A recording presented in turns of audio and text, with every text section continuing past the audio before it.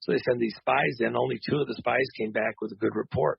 Yeah, they all said, every one of them went and saw it's the land of milk and honey. It's great. And the grapes are the size of pomegranates. And, it's just this incredible place. But we were but grasshoppers in their sight.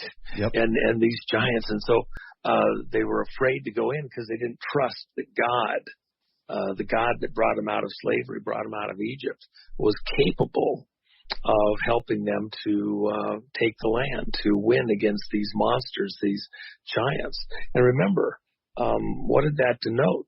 Giants. They were humanoid, not human. Correct. Yep. They were descendants of Cain, and that in itself refers to the fact that Cain was a hybrid. He was part human and part alien, if you will. Alien to the human race, because this whole thing with Eve and Samael, Satan, the devil, where Cain and Abel were born twins, same mother, 2 different fathers. Eve, after having been beguiled by Satan, Lucifer, the devil, whoever goes by 1,000 names, became impregnated, and then went and taught Adam the trick, and again gets pregnant, 2 different fathers, same birth cycle, and they're born as twins. So, and that's where I love the Enoch interpretation and the Genesis interpretation. They such compelling stories. Anybody that thinks that Bible history is boring has actually read it. Mm-hmm. But there was so much weirdness with mankind and everything around Genesis 6 that, we have a hard time even imagining what these creatures would have looked like in Canaan that the spies came back and reported on. Well, and the main thing in this whole narrative here, look, a lot of people, I don't see that in the Bible. That's somebody else doing all sorts of conjecture, whatever. Hey, calm down. Listen. Take a deep breath. It doesn't matter what you believe or what you see in the scriptures. Take a deep breath. What I'm telling you about is what these people that we're in combat with right now and engaged against, who control the power centers of the earth, the corporate centers of the earth, the religious centers of the earth, believe. Yep. Belief is the driver of action.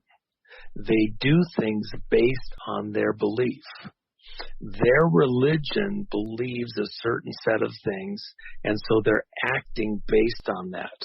Right. And we're in a battle based on what their beliefs are and how they think, and having to respond to that to take action based on that. And so they have certain things that drive how they function, how they work, how they interact, how they think, how they're engaging us.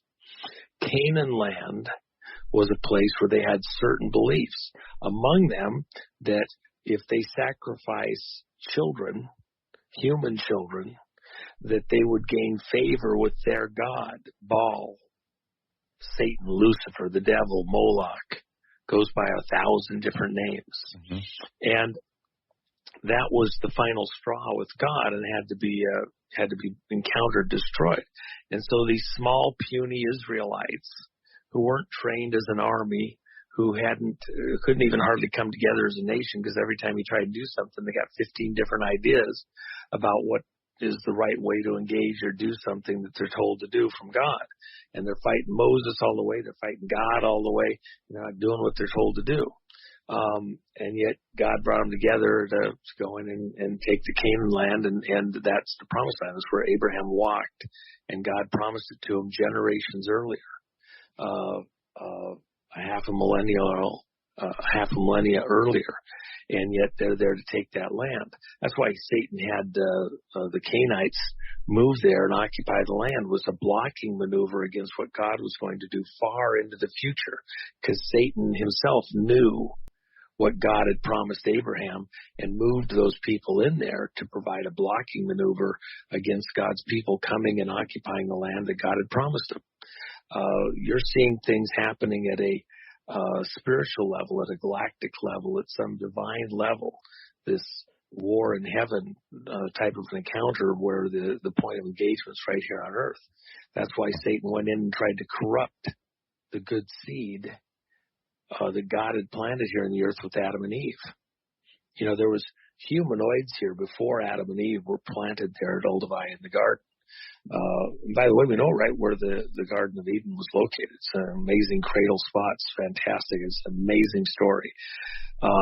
Someday I'll have a conversation with people about that and the build out from that location. But and I'll probably do that over at my website at 107daily.com. Once I begin posting there and doing presentations there. We're excited about that. Hey, Juan, can I ask you a question in this moment right here you're talking about in history? And I love that stuff. I'm fascinated on it. I believe, you know, for some of you listening, this is probably like new information. Like, wow, I'd never heard of this in Sunday school. I remember even Jimmy Swaggart did a whole series and wrote a book about pre-Adamic creation. And there's just certain things that like you just can't hardly explain, and you're digging into these. But these forces that they're coming across in that land, you know, it's always baffled me. How did the children of Israel keep going back and they would participate in these same kind of sacrificial ceremonies? Mm-hmm. And like there must have been demonstrative power that they saw visibly from these demonic gods, from these Luciferian lines that are still in power today. So sometimes we think these are just people and we're dealing against, you know, corrupt people with bad intent. These are powerful demonic entities in these Luciferian lines that these people that are operating the world today that go all the way back to this time period that you're talking about right here, that were so powerful that when torn between the two over and over, the children of Israel were always going back and they would do the same kind of demonic child sacrifices to these other gods. And it's because there is a power there. It's a dark, evil power. But there was something that obviously was so big. It wasn't just the size of the people, that those 10 spies that came back were like, hey, we don't want any part of this. They're too big. They're too powerful. And what's interesting about that is they then were not able to enter the promised land because of that. Yep. Only Joshua and Caleb could actually enter the promised land because they believed that they could take it, versus the others who actually died in the wilderness. And we're still dealing with that 10 and the 2. And I think everybody that's on this call today, you need to be thinking about, are you part of the 10 or are you part of the 2? And at what point, you know, do you make that decision of which team that you want to be on? And man, you always want history to reflect back on who was on God's side the whole point, no matter what. Yeah. Yeah. Well, I mean, that's even why I was going to say what I was going to say up to Babylon. And so let me finish that story. You know, again, this history of the nation of Israel. They come together. They had a tent of meeting where the Ark of the Covenant was in the Holy of Holies. It was in a tent that traveled with them out in the Sinai Desert. And then when they came into the land, you had this temple that was built, and the glory of God came into the temple, and seat of God, throne of God's there, and there's all the golden instruments and everything that were for the sacrifice stuff, which was, by the way, people get all wound up in the sacrifice stuff. It was symbolic. It was reflective of the fact that there was a need for a blood sacrifice, because God said the penalty of sin is death. And so the sin that came into the world in the garden, there was this, coming against God, going against God's will. The penalty of sin is death. Then God takes on human flesh at some later point. Like we put on a coat. Christ himself said, he who has seen me has seen the Father. Not that he was someone other than God himself, but it was literally the Spirit of God taking on human flesh, and then stepping into the gap, into this place, not just symbolically, but in reality, somehow, to take on the penalty of sin. No man could do it for us, because every man is born in sin. But God, by his own Spirit, taking on human flesh as a man, then being without sin, being a perfect sacrifice. So all the sacrifices done earlier were in some faith, that God would provide a true sacrifice at some future point that would be able to take the penalty of sin on that sacrifice and restore the relationship between God and man. That this penalty of sin being death would be somehow canceled out, paid for, not ignored, but actually fulfilled for those that would accept that. And so the promise to Adam and Eve after they were kicked out of the garden, and Adam went through great emotional gyrations, trauma, because of this separation from God and this change that happened to him physically with being kicked out of the garden. And all of those, his children, his sons, generations down, and grandsons, with the trauma of being out in the world and separated from God, and this promise by God that a way would be made for restoration, and it would come through Eve's descendants, that she would be saved, that they would be saved through childbirth, that there would be a child that would come at some future date, and through that child, a mechanism for reconciliation with God would be made, and they would be restored to their relationship with God. So, but that being somewhere out in the future, and actually in some of the writings, the specific term 5,500 years is used to Adam in some of the early Greek or Egyptian writings like that, when they were there as slaves in Israel or in Egypt. There's a lot of stuff I've talked about in other programs, and somewhere I'll do a more precise broadcast and go into all of that at a future date, but we don't have time here today. But my point is that there's this great mystery. At the end of the day, we're still fighting that same fight that goes all the way back to the garden, all the way back to Cain and Abel. Cain slaying Abel, from a satanic perspective with Satan breathing in his ear. If you destroy Abel, then you're the sole heir of the inheritance.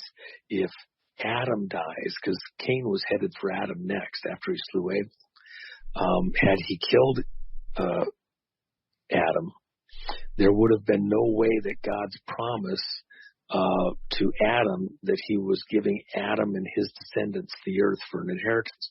There was no way that could be fulfilled if Adam had died and Abel had died.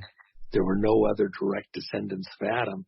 So God would have had to do a hybrid blended thing where the children, since Eve was taken out of Adam's side and was fully human flesh, human period, human being a descendant of Adam, that the only way for God to be God, where he says something and it comes to pass, is that Eve's descendants, her being Adam in origin herself, would be it. But the only way that could happen would be if Cain, her son, had sex with her, the mother, and then had children, and those children would all be hybrid of Satan, Lucifer, the devil, Samael, and they would be commingled seed with Satan. So Satan would have to be blessed. Satan and his descendants, his seed, would have to be blessed out through eternity in order for God to fulfill his promise to Adam that it was his seed that would inherit the earth. God caught the catch-22. Satan never said he wanted to be greater than God. He only said he wanted to be as God, because there could be nothing greater than God. There is no creation, there's nothing that exists that's greater than God. There is no above God. Exactly. Robin Bullock says God looks up and sees nothing. Exactly. Yes. So with that in mind, then you come through all of this history. We're in some divine combat. And when Israel was sinning against God, they were allowing the child sacrifices to occur on the hills around Jerusalem and throughout the land. And child sacrifice to Baal and Moloch, making their children to pass through the flame. A very polite way of saying they were roasting their children alive. as sacrifices to Baal. Why? Yep. Because Satan, didn't want human children. Going back to Abel, he only wanted hybrids because that's the only way he survived. So it's defilement. Mm-hmm. And it's defilement. And then Yeah. from a satanic perspective, if you can get the people to do evil, then Satan doesn't have to do a thing. Satan is powerless. He's a worm. He's made to crawl in the dust of the earth. His power is the power of persuasion. It's the power of the magician. He doesn't have arms and legs, except that we become his arms and legs to do his will. So he has to connive. He has to fool. He has to get people to do his bidding. And so if he fools people to do evil, God himself must judge the people, must take action against a lawless, an evil, corrupt people. So if he can get the people to do sacrifices of their children and to worship him in various ways, then God destroys his people, takes them into captivity. So it was said that God ordained that Babylon, that Nebuchadnezzar, was able to come conquer the land of Israel and take them into captivity. Why? Because they weren't acting as a godly people. And his judgment was required. So Satan's having a laugh because he's tricked God's people into doing the very thing that would force God himself to take action against the nation. And those people that were conquered and taken into captivity in Babylon, some of the things that happened first when in that era, when people were taken captive, the men